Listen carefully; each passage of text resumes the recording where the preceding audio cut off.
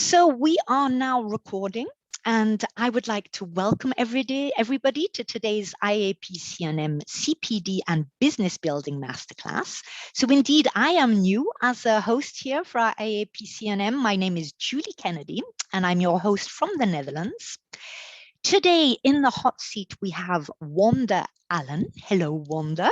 Lovely to have you here with us all the way from the United States. Now, just a little bit of housekeeping before I introduce you properly. So our call today will be a maximum of 1 hour, including between 45 and 10 minutes Q&A. The session is recorded, so please mute yourself, not Wanda, obviously, but the participants. But do keep your video on so the speaker can see that they're not talking to themselves. Never very nice to do. And please use the chat box for questions. So without further ado, we are very lucky indeed to have Wanda Allen with us here today, a highly experienced international speaker, coach, corporate trainer, and author who helps business professionals increase pipelines, improve sales performance, and strengthen relationships by developing strong follow-up skills. That, I dare say, is something that we all need, some of us more than others. And it is, I love the fact that Wanda shared as well that she truly is a system-minded person, and I mean through and through. So she can basically create a system for anything, which she does, including at home, which does drive her husband berserk. And I can relate to that completely. Topic for today, and one which is absolutely crucial for us all. Follow-up strategies that will get more clients and close more sales. And I would say this is something that we really all need. And some of this, as I was saying before, including myself, need to work on it more than others. So I suggest you will pay good attention. Do take notes on the points which grabbed your attention. Take notes, because this is our chance to learn from the best and enjoy. Wanda, over to you. Thank you so much. Well, I'm excited to be here. And I'm going to start off with a statistic. Did you know that most countries have over 100,000 networking events a month? And that is a whole lot of people networking. And here's the end result for most of those people. And if you don't recognize this, I'm going to say congratulations. If you do recognize it, it's what I call business card buildup. And I've declared this an epidemic in the business world because it's just awful, but it's so common. So I'm going to be very direct with you today, because if I try to sugarcoat or sweet talk you through this really important topic, I'll be doing you a complete disservice, and I don't want to do that. So if I say anything that stings, just know that I'm saying it because I care. Okay, so if you have this situation on your desk, I want you to stop it. Stop going to events, connecting with people, and then doing nothing. Because when you do that, you're wasting your time, energy, and money. And that's what it takes to get somebody's business card. Now, we've been dealing with COVID for the last couple of years, so you probably haven't been getting as many business cards, but things are rapidly opening up again. And I don't want this bad habit going with you. So if you have this situation on your desk, I want better for you. Now I'm going to get into the what, the how, and the why of follow-up. But before I do that, I want to go into my background a little bit more so you understand why I'm talking to you about this topic. I'm Wanda Allen, and my company is Follow-Up Sales Strategies. And as mentioned, I'm an international speaker, a coach, and a corporate trainer. I'm also an author. I've written 2 books. My first book was Follow-Up Savvy, and my second book is Follow-Up Sales Strategies. And before I did all of that, I had a very successful 25-year corporate career. I was a business banker, and I started at the age of 19 as a secretary, which is a very old title, so I'm dating myself, because today they're called administrative assistants. But I was a 19-year-old secretary, and I worked my way up the corporate ladder. And at the age of 30, I was promoted to senior vice president. And I spent the lion's share of my career managing SBA departments, which are small business, stands for Small Business Administration. And we did small business loans. And I managed departments that did 100 million plus in annual loan volume. And it was through that experience that I developed a very strong skill for creating systems. And after managing SBA for about 15 years, I was asked if I would consider the position of branch manager, and I was ready for a change, so I accepted the position, which put me into sales. And one of the first things I did was I really studied the sales process, and I realized how critical follow-up is to every single stage in the process. And I also realized there's an extension of following up called staying in touch, also known as relationship management, which is an area that's terribly neglected today.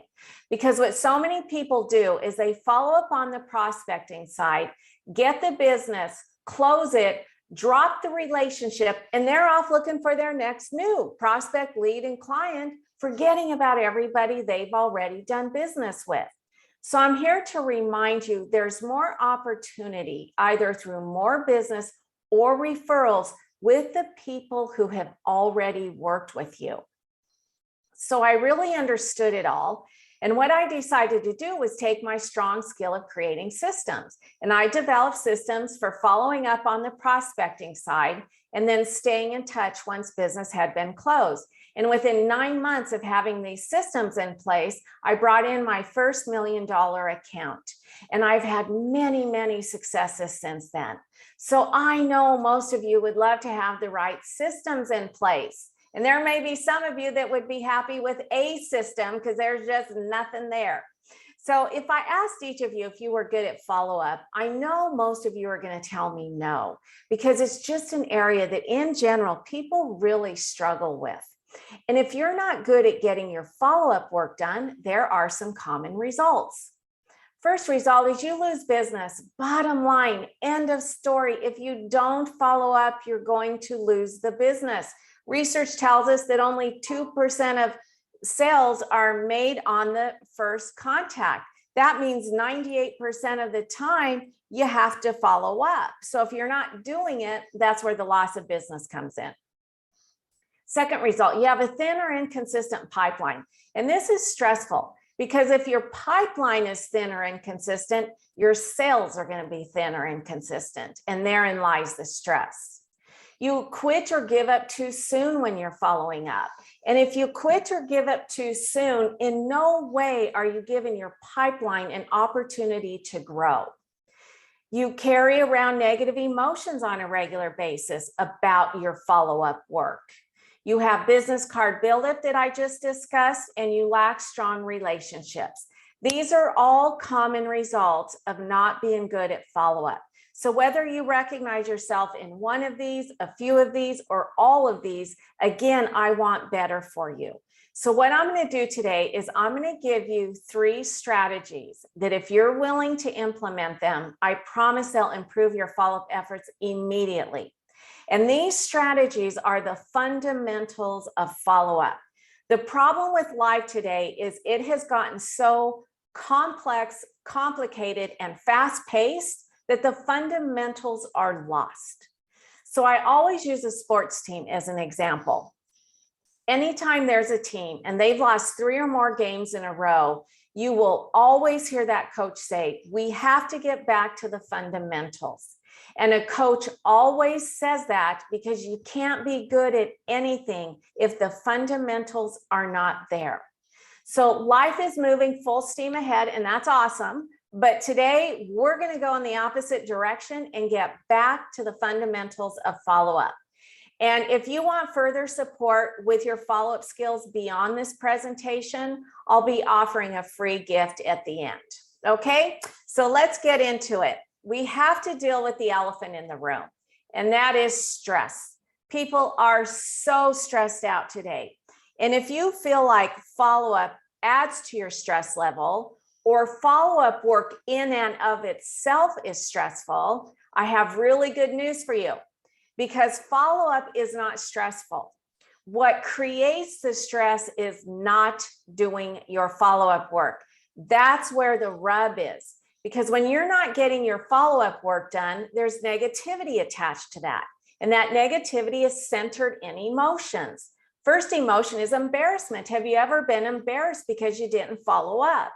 And I believe embarrassment is one of the strongest emotions we have because we all have a sense of pride in us. And if something's too embarrassing, our pride's going to stand up and say, no way, not going there. And you're going to walk away from potential business. Next emotion is guilt. And there's a lot of guilt in particular with relationship management and not staying in touch. Because when you're not staying in touch with the people that are important to you, there's a lot of guilt there. But there's also guilt with not following up. And then the last emotion is discouragement. You know, you're just frustrated, you're discouraged, you don't feel good about the business that is not closing. Your pipeline's thin, you have business slipping through the cracks. And if you're embarrassed and guilty and discouraged on a regular basis, this is how you're going to feel. And this is, you know, I call this trying to get through the day, schlepping a big old boulder on your shoulder. Negative emotions are heavy. And this way is exhausting and it's going to wear you out. So that's the negative side. Now I'm going to flip it over to the positive. What emotions do you experience when you do get your follow-up work done? First one is composure. You're far more composed when you're getting the work done that is going to bring you more business. You're not running around with your hair on fire on a regular basis. That's the opposite of being composed. And so if running around with your hair on fire is your typical MO, I really don't want that for you because it's not good for you and it's not good for the people around you. Next emotion is your encouragement. You feel great about the business you're closing, the prospects you're working with, your pipeline's robust, you have a spring in your step, you're actually enjoying what you do. And then the last emotion is confidence. And we forget about this, but it is so crucial in sales. I mean, who doesn't love a salesperson that is confident in who they are and what they sell? That is what we gravitate toward. So really what we buy and what prospects buy is confidence. So when you're composed and encouraged and confident, this is how you're going to feel. And you may look at this and say, well, that's a bit sappy and a little dramatic, Wanda. But I challenge you, get your follow-up work done every working day and tell me if by and large you don't feel like this versus the person trying to get through the day with a big old boulder on the shoulder. But before we can get here, which is what I call the happy place, we've got to deal with this right here. What goes on in between the ears? And this is fundamental number one, mindset. If your mindset isn't right, you will trip yourself up when you have to make that phone call, send that email or text. And so much of issues are right here.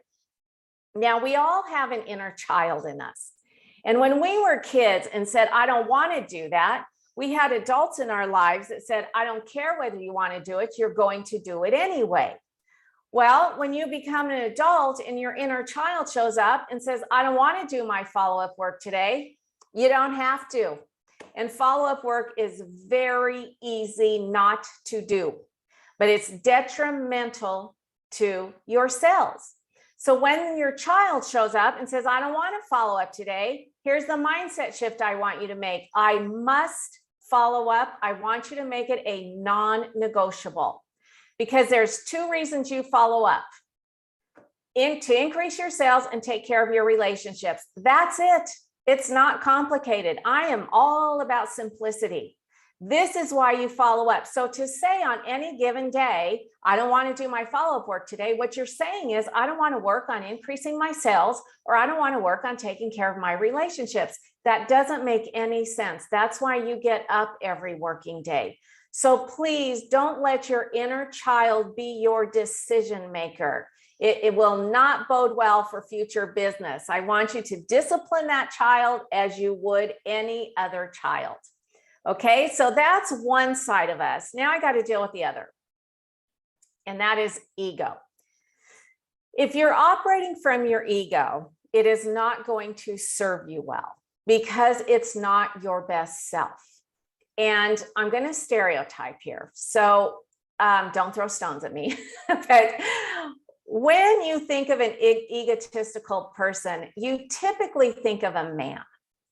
And so ladies, if when I said ego, you might have thought, well, I don't operate from my ego, but I'm going to tell you the ego is very, very sneaky, and you very likely are working from your ego at times and you don't even realize it. Now, the reason I'm going to explain to you how sneaky it is.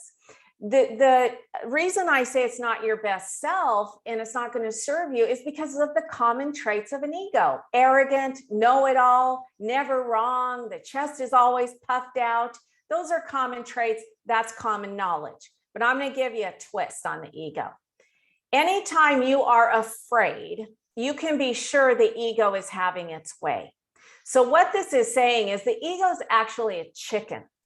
And it overcompensates for that chickenness. I don't know if that's a real word, but it's my word. It overcompensates for that chickenness by being so arrogant and confident, cocky and so on. Now, I bring this up because I want you to focus on the highlighted word, afraid. There are so many fears associated with following up, which is a huge reason why people don't do it. So I'm going to get into some of the common fears. First fear of being uncomfortable. If you're not used to doing your follow-up work, it is uncomfortable, but in the beginning only.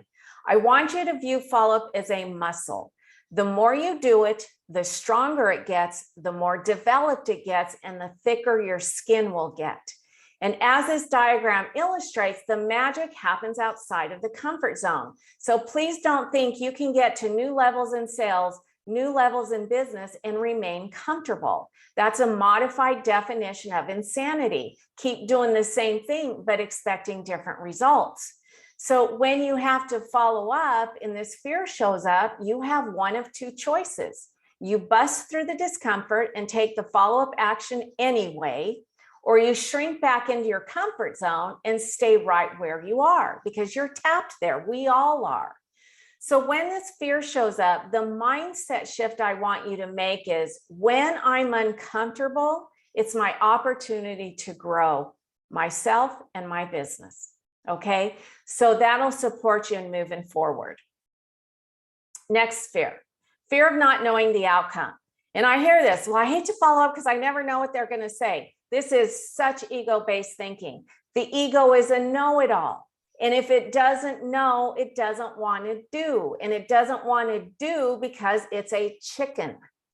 So when this fear shows up, the mindset shift I want you to make is if I don't follow up, I will never know the outcome. Okay? So you got to follow up. Next fear of being pushy. This is one of the top two fears. And this one makes me crazy. I hear it all the time. If I keep following up, I feel like I'm being pushy. And what feeds this fear is those who have it have that pushy salesperson in their mind that they don't want to be. And what they end up doing is going so far to the opposite end of the spectrum to make sure they're not that pushy salesperson that they end up taking very little action at all. So if your job is to bring in business, your job is to follow up. And if you're not doing your job, you're not being professional. Therefore, not following up is being unprofessional. Now, thesaurus tells us that the synonym to follow up is pursuing and showing interest. That is what you're doing. The antonym, according to thesaurus, is avoiding and forgetting. So do you want to be that sales professional who pursues and shows interest in the prospect, or the one who runs the risk of being perceived by the prospect is somebody who's avoiding and forgetting? And the answer is obvious. I'm going to give you an example that will support this point. I've decided that I want to make some changes in my business, and I want to bring on a coach to support me and get me through it. I've talked to two coaches. I told them what I want to do. Right after I talk to them, I get this huge project. I am so busy, I can't even think about making changes in my business. I get through that project, and my husband and I are going on a 2-week vacation. I get back from the vacation, and a pipe has burst in my house. So I'm so busy dealing with the insurance company and contractors. Have you ever had a prospect like this where it's just one thing after the other after the other? Well, I've talked to 2 coaches. One followed up with me twice and I never heard from again. The other one is consistently following up with me throughout all of my issues. Who am I more impressed with? And who is going to get my business? And the answer is obvious. So when this fear shows up, the mindset shift I want you to make is I am a professional salesperson who respectfully shows my prospects that I'm interested. If you will make professional and respectful your mantra, there's no way you'll be pushy because they don't fit together. Next fear, fear of appearing desperate. Now, this is a 2-pronged fear. The first fear is you truly need that piece of business. You need that client because you have to pay for the mortgage, cover the overhead, pay for the kids at school. And I think anybody that's been in sales has experienced moments like this. And it can create a real sense of desperation within. So if you're ever in that moment, I suggest what I call falling back on professionalism 101.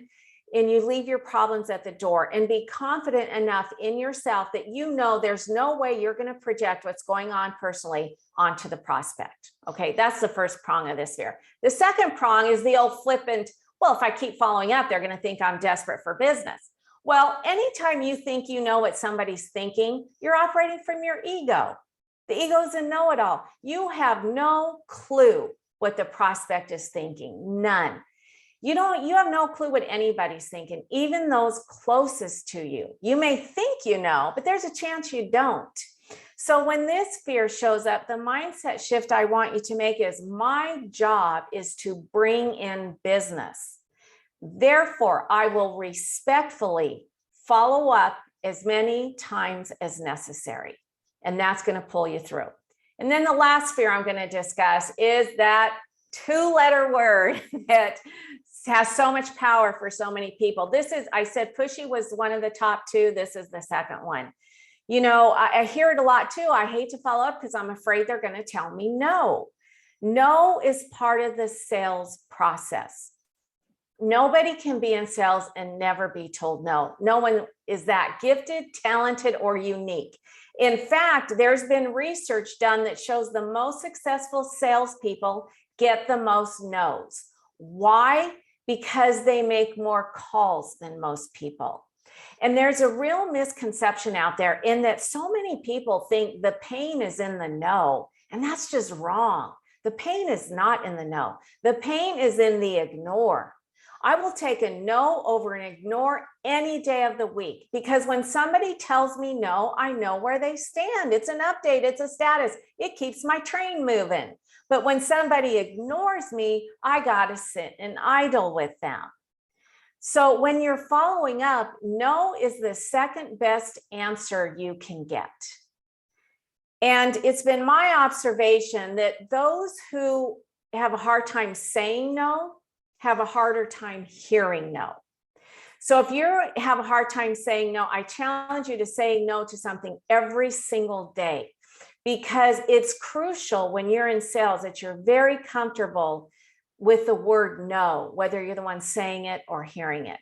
So when this fear shows up, the mindset shift I want you to make is no is good. It is not a bad word. So anytime you're allowing your inner child to make your decision not to follow up, I want you to do this mind assessment. Is my decision not to follow up the result of fear-based thinking? And there's a very, very good chance it is, but you'll call it something else. I'm too busy. There's something more important. There's something more urgent. And typically what those are excuses. And an excuse is a cover story for the real truth. And the real truth is you're probably just stuck in a fear, and it's more than likely one of those fears that I just gave you. And then the last thing I'm going to say about mindset, which is danger zone. The prospect will let me know when they're ready. Please don't. Prospects are well-intended, but do they really let you know? No. And when you leave it up to the prospect, you're leaving the growth of your business in somebody else's hands. And I don't want that for you. I want you to always have the ball in your court. You always want to be in control of the next step. And how you do that is by making sure you're asking the right questions. Okay, so that's fundamental one. Fundamental number two is you must use a CRM. Stands for Customer Relationship Manager. If you don't know what it is, in a nutshell, it is a computer program where you keep all your contact and follow-up information. If you're not using a CRM, you're making the follow-up and relationship management process way more difficult. You're doing what I call slipping and sliding all over the place. If you're not using a CRM, you are using some kind of system. And I'm going to share with you what some of the systems are that replace a CRM. First, a spiral notebook on your desk. Now, how much time do you waste flipping through pages of paper, trying to find information you wrote 3 weeks ago? This is a huge time waster.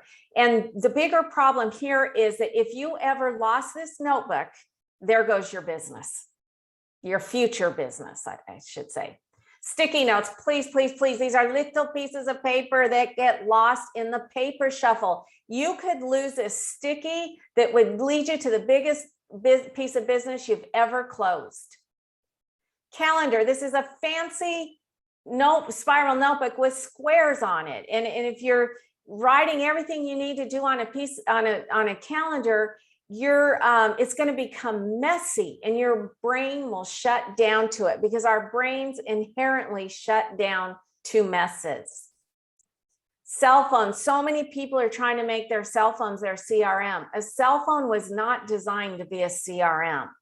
The only time the cell phone's okay is if you're on the app for your CRM or you're on the website, the CRM website. But please don't try to convert your cell phone into a CRM. It's not going to work. Email, so many people, oh my goodness, have inbox issues. I mean, I hear all the time, oh, I've got 50, 80, 100 plus emails in my inbox. I mean, how overwhelming to have that many emails in your inbox. And I believe what adds to that problem is people are using their inbox as their reminders and to-do list because they're not using a CRM. So I'll give you an example. Sue sends me an email and says, hey, Wanda, I want you to speak to our networking group. I talked to the board and we're going to meet mid-month next month. So follow up with me then. And I think, oh, I better keep her email because I need to follow up mid next month. Well, how buried does Sue's email get in 3 weeks time? And am I even going to remember because it's so buried? And if I do remember, I'm going to scroll all the way down. And if there was a lot of back and forth, I'm going to be sifting through chains and chains of email. Do you see what a time waster this is? It's too much. Please do not use your email for anything other than its originally intended purpose. Okay. And then the next system, Excel. A lot of people use Excel. It's definitely better than Spiral Notebook and sticky notes, definitely. But it's still not good for 2 reasons. The first one, it is too labor intensive. And the bigger your sheet is, the more laborious it is. I mean, you're scrolling up and down and left and right and moving columns and rows, and it gives me a headache thinking about it. So it's too much. The second problem is it's not automated. And if it's not automated, there's just too much room for error and oversight. We live in an incredible time of technology, and automation makes our life so much easier. Okay, and then there's one system that's worse than all of these, and it is so commonly used, and it is your memory. I can't tell you how many people use this. Oh, I'll remember to call Bob 2 weeks from tomorrow, and I'm going to say, yeah, probably not. And it has nothing to do with age. Our brains were not designed to be a CRM. There's too much going on in life that we can't store everything that needs to get done. This is the system that will wake you up at 3 in the morning. Oh my gosh, I can't believe I forgot to do that. Or it will remind you 2 weeks later that you were supposed to do something 2 weeks ago, and now you're embarrassed and guilty and discouraged, and all of those emotions come flooding back. So if you get nothing else out of me today, please take this, get a CRM and use it, because I'm telling you, it will change your life. And that sounds very dramatic, but I say it with 100% certainty, because when you have one and you're using it, you're going to have more sales. You're going to have stronger relationships. Things will stop slipping through the cracks, and your stress level is going to lower. And when all of that happens, your life changes. So that's fundamental number 2, must use a CRM. Fundamental number 3 is you have to make it a top priority. Now, this may sound like common sense, but I'm going to tell you, it is not common at all. The number one reason why people tell me they can't get their follow-up work done is because they don't have the time. They're too busy. I've heard it a million times. I never, ever believe it. It is not about the time. And time is a real problem for a lot of people, in that they consistently have a shortage of it. And if you are consistently short on time, you will enter what I call the blame game, where you blame time for everything. I'm too busy, I'm in a hurry, I gotta go, I'll do it later. And this becomes very habitual. So much so, you'll find yourself saying that you don't have time to do something that would take 5 minutes. And it's been my observation that the people who consistently have a shortage of time are the ones who waste the most. And how do they waste it? On low priority, busy, comfortable work. They spend their time on that work, and they put that work ahead of the top priority work. The top priority work tends to be the uncomfortable work, but it's the work that moves the needle forward in your sales and your business. But human nature is to gravitate towards comfort. And so you've got to be very mindful of how you're spending your time, and are you wasting the time that you have? And there's a real crazy thing that happens. I've declared it a phenomenon because I can't explain to you how it happens or why it happens, but it happens. When you get your top priority work done first, before you do anything else, you will be amazed at how time shows up for you. I mean, it is stunning. Time will become your friend, and time is the enemy for so many people. So if you are in the blame game of time, I'm going to pull you out right now. I don't want you to say ever again, I didn't get that done because I didn't have the time.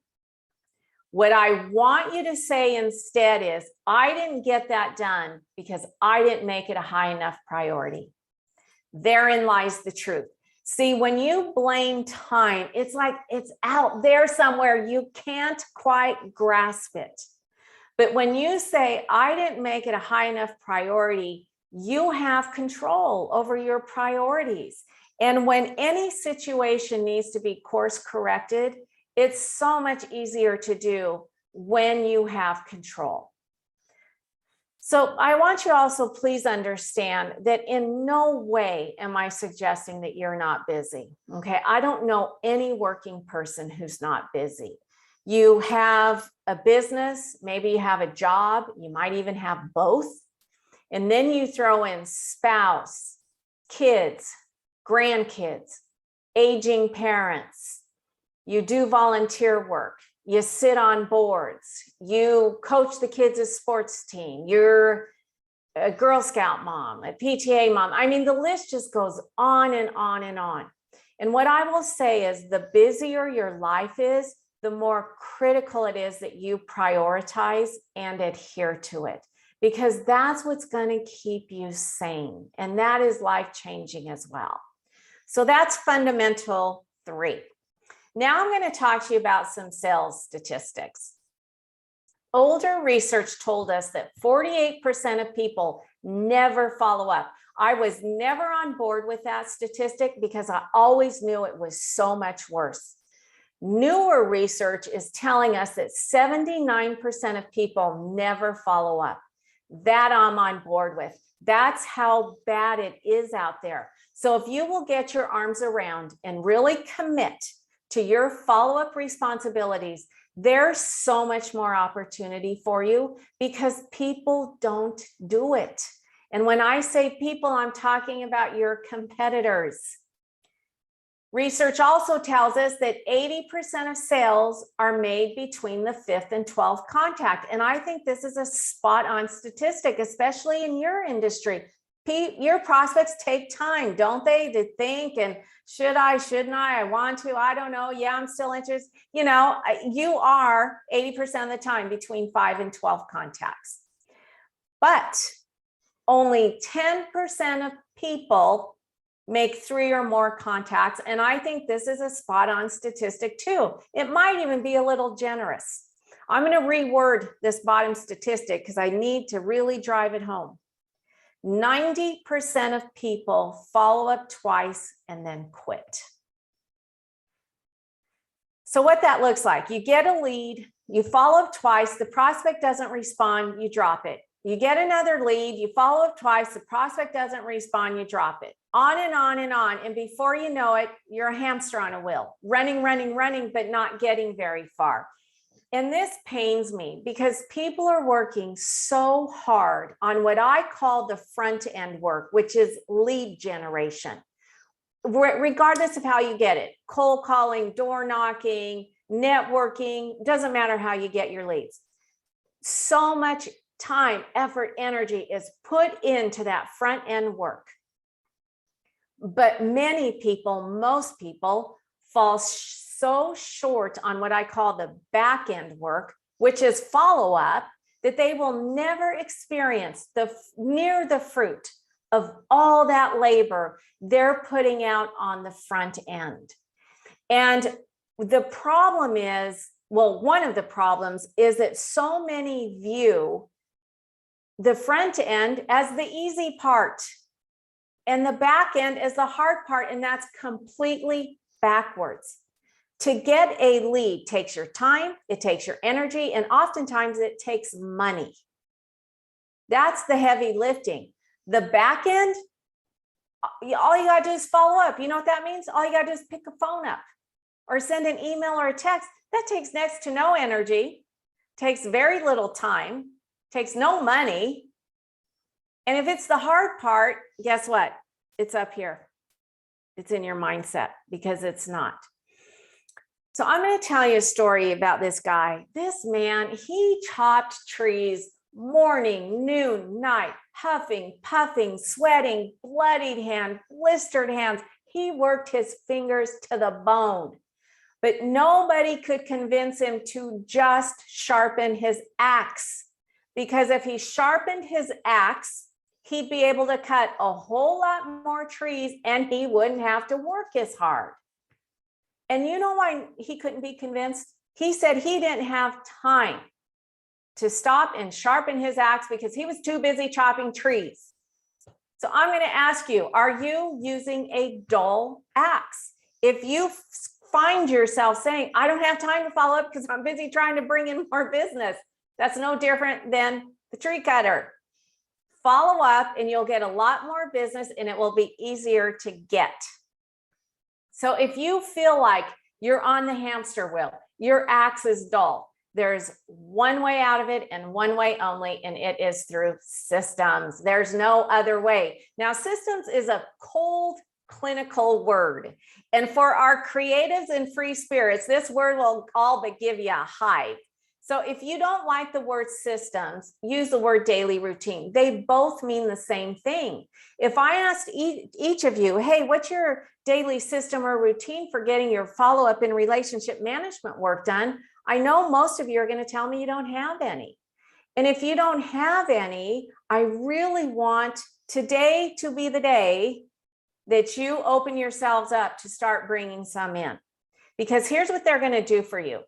First and foremost, they're going to give you structure, and we all need some kind of structure to our day. Because if you walk into any working day with no structure, it is a free-for-all, and that doesn't work. You're going to be slipping and sliding all over the place. And I use kids as an example. Kids do better under structure, and they become better people because of that structure. We're no different. We'll perform better under structure, and our sales will be increased because of that structure. Secondly, they're going to make you more organized. Now, we're all wired differently, and if you're not naturally an organized person, even more the reason to have systems and routines in place, because they're going to support you. You have to have some degree of organization, because that's what brings order, and you don't want scatteredness. Because when there's scatteredness and disorder, it opens the door wide for inefficiencies. And which leads me into the third thing that systems and routines will do for you. They will make you more efficient. You know, I think this crazed frenzy that we all live in has desensitized so many people to inefficiencies. And inefficiencies are so costly, because the more efficient you are, the more productive you're going to be.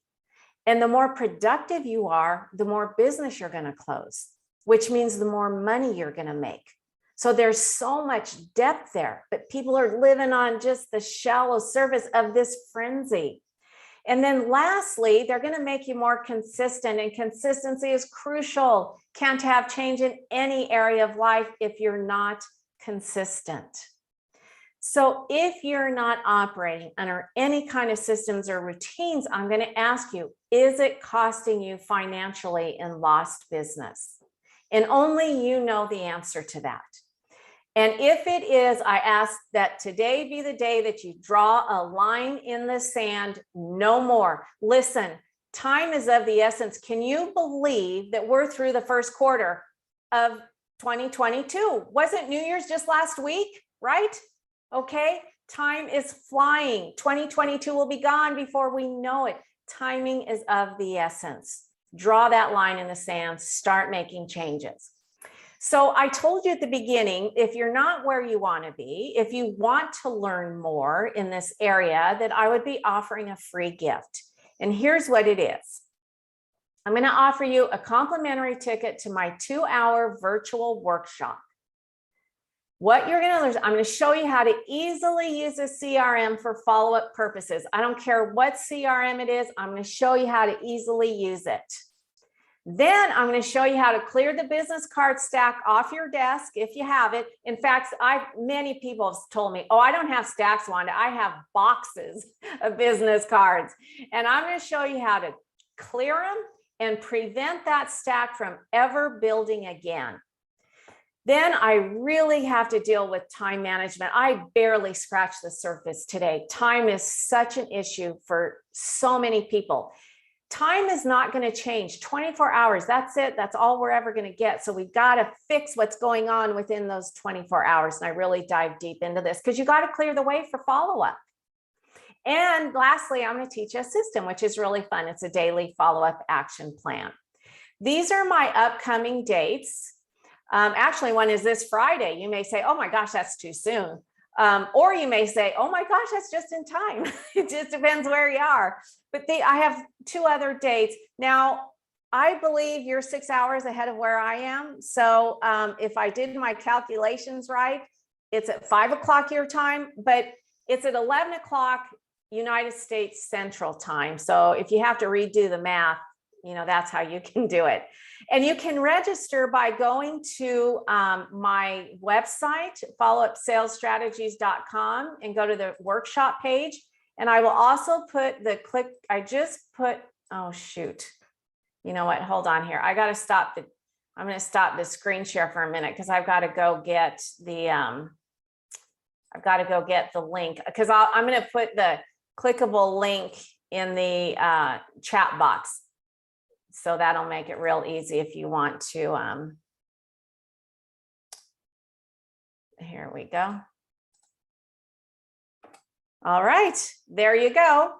That is it. I will turn it over to you, and I thank you all for your time today. You're on mute. Yeah. Yeah, sorry. I knew there was something wrong. Well, thank you. You have covered so much ground. I mean, I thought it was particularly impressive because I thought you were at the same time very broad and very deep. And I mean, judging by the reactions that I see in the chat box, lots of us could resonate very much with the people and the mindset that we were using to talk ourselves in a very professional manner out of doing the following up. And I believe that you have really really made a shift there in the fact that how much it's costing us, and that basically there is no reason not to do it. And I loved the way in particular that you were saying that it's actually being disrespectful and unprofessional to not follow up. And that makes sense to me too. You know, we always tend to take the underdog, or the feeling that, you know, we're going to be too pushy. Indeed, that's certainly something that I could relate to, and that they didn't need us, that they were going to say no, and then we were going to be hurt and demotivated, etc. But it's basically just showing interest in somebody as a person, as a potential client. And I think that for me was very much a change, a shift in how to go about it. So thank you very much for that, and thank you also for this wonderful special offer. I'm glad you've put down the rest there so that we can share that with the rest of them out there, and I will definitely follow up on that. Now, I don't know if you have any questions, those of you who are here with us here today. I mean, I suppose it's the first hurdle, the hardest, right? It's the actually probably making it that daily routine. You know, what if there was one thing that we could do from tomorrow? What should we do, Wanda? You have to commit. Right. Because, you know, I could say do this, that, and the other, but if you're not committed to this part of what you need to do, then all of that, none of that matters. Yeah. So to really commit to making it a priority, as you said. Yeah, that's where it all starts. Because anytime we're not doing anything we should do, want to do, need to do, we're not committed enough to it. When we're committed to something, we do it. It's truly that simple. I'm not saying it's easy, because, you know, it's easier to just do it the way we've been doing it, whether it works or not, regardless of how dysfunctional it is. You know, we're crazy. So yeah. Exactly. And I mean, even if it is working well, it can always be better, of course. Yes. And think of the amount of people who, you know, if we go from the principle that we're all running businesses and we're all here coaches, since we're here with IAPC&M, you know, we have value to give. We have something that people need. But if they don't know who we are, or hear from us, or hear our interest, then we're not serving our purpose. No, and I'm glad you say that, because when you stop following up, or don't at all, you're doing a disservice not only to yourself, but to that prospect. You know, you can make a huge difference in their life or business, depending on what you coach on, and you're doing a disservice to them, because when you stop following up, you're not giving them an opportunity to work with you. Yeah. And therein lies you not serving your purpose. Exactly. And we hide again, as you say, the ego is there, wants to protect us. So we convince ourselves that, you know, there's so many others out there, and why would they need me? Whereas we're all unique, where we all do whatever we do in exactly our way. Right now, I've certainly got lots of questions here. I see that Colette has written, yes, it is indeed disrespectful and unprofessional by not following up, reverse psychology. And she's saying it's thought-provoking for sure. I have lots of questions anyway, but do any of you would like to ask a question now that we actually have Wanda here with us? Yeah, I would like Wanda, because I've got a CRM, right? So I use CRM Agile, right? So easy. I put all the contacts in. I also connect over LinkedIn immediately when I got the business card, because I forget about the business card after a while, right? So it's always good to connect. But I never use CRM for follow-up. So I don't know how to use CRM for follow-up, honestly. Well, if you talk to a prospect and they say, yeah, I am interested in your coaching, but I'm going on vacation, why don't you follow up with me early next month, you got to have a reminder day. So the CRM is your reminder, and you know, that's how you use it for follow-up, because people typically use all those other ways that I discussed. Yeah. And for their follow-up and to-dos and contact information, and it's just very, very scattered. Yeah. Because you want everything centralized. Remember, it's the more scattered, the more inefficient. When you're centralized, it's efficient. You're not, where was that? Did I put, and thinking wastes time. It really does. So you don't. And I suppose the great thing as well, like you said about the notebook, is that you can't lose it, because I'm actually, from that point of view, I'm very sort of scholar, and I have a huge filofax, and so I write it in there. And if they're not available that day, or they say they're sick or whatsoever, then I'll scope through another 2 weeks. The only problem is, what happens if I lose it? Yeah. It's so easy to lose something, or to, I don't know, go off somewhere and realize you've forgotten it, or whatsoever. At least when, a CRM, I suppose you can also have it in the cloud, so that you can access it from whatever computer or whatever you're on. Yeah, they're internet based. So anywhere you could be in Timbuktu and be able to, have access to it. Yeah, it's moving with technology. That's how we stay. We want to grow with it, and this is just a must. It's a must, because it's a game changer, as I said when I spoke. And as you say, it does take us outside our comfort zone. Well, I know personally, maybe because I'm a little bit older or whatsoever, is that so I feel like, oh gosh, no, I don't have to want to learn another thing. And, so much of my life is behind the computer, and I want to be out there and live and be with people. But it's actually enabling you to be with more people, because you're doing it in a more efficient way, right? I see Colette has actually put a question here. She said, are you kind of using the CRM as the diary secretary?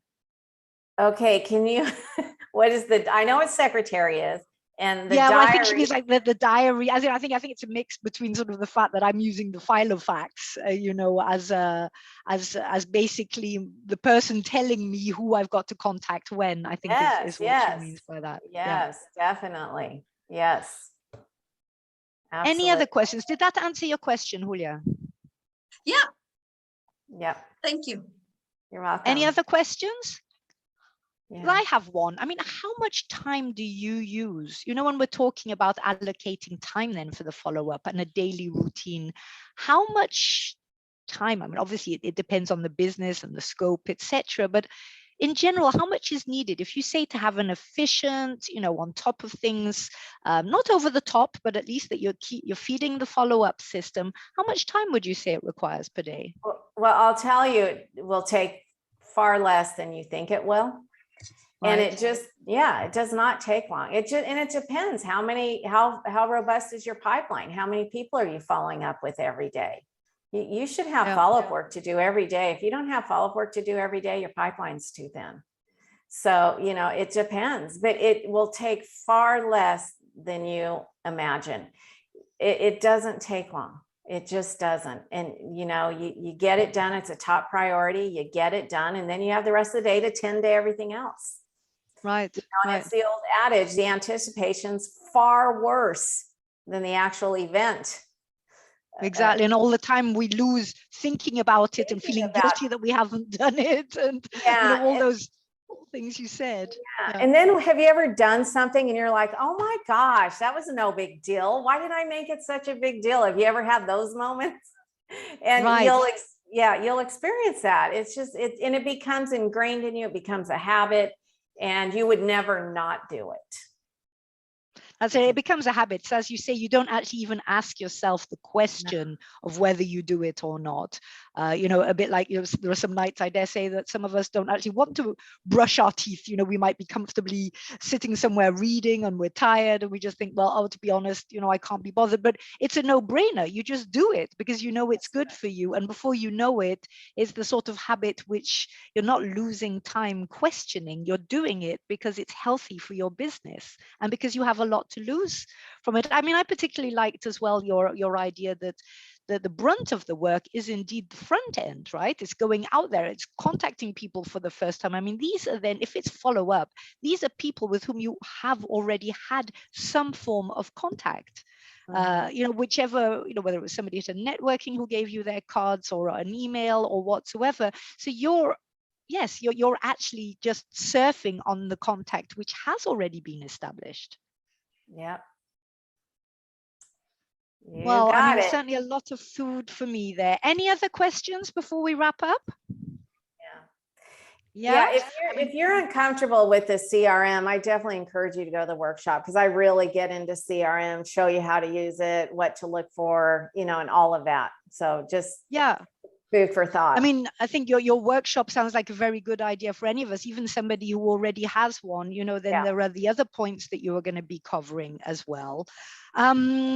So let's make sure that everybody knows, that have noted down, you know, where to get in touch with you, how to get in touch with you for this workshop. I would also like to now take 1 minute, because we can, to encourage you all to write your CPD log now. You know, this is the time where we actually, you know, not just absorb and listen to all of this wisdom that we've been given here, but actually take action on it, really crystallize, what have I learned? You know, why do I have to do it? What's it going to change for me? And, you know, put a date on that as well. You know, when are you going to start? So if we maybe just take 1 minute now to log your continued professional development chart. So whether that's putting your key learnings in the chat box or on your CPD log yourself. And if you don't have one, you can download one from the IAPC&M website. So let's just take a 60 seconds, or not more than that, to do that now. I'm going to do it too. Wanda, sorry, you have to bear with us as we crystallize our notes. No problem.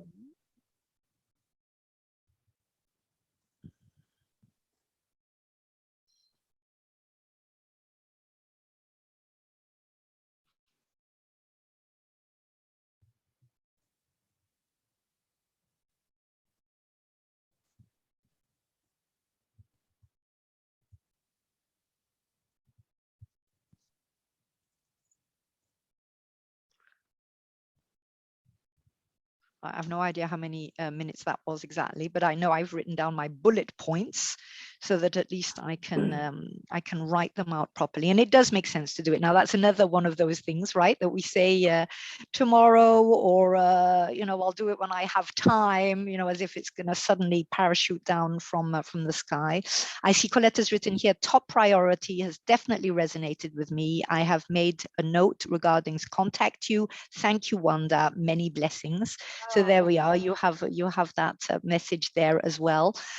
From my side, I must thank you very much for having taken time all the way from the other side of the world to share your wisdom and expertise here. Certainly a lot of food for thought and a lot of valid action points that we can put in straight away.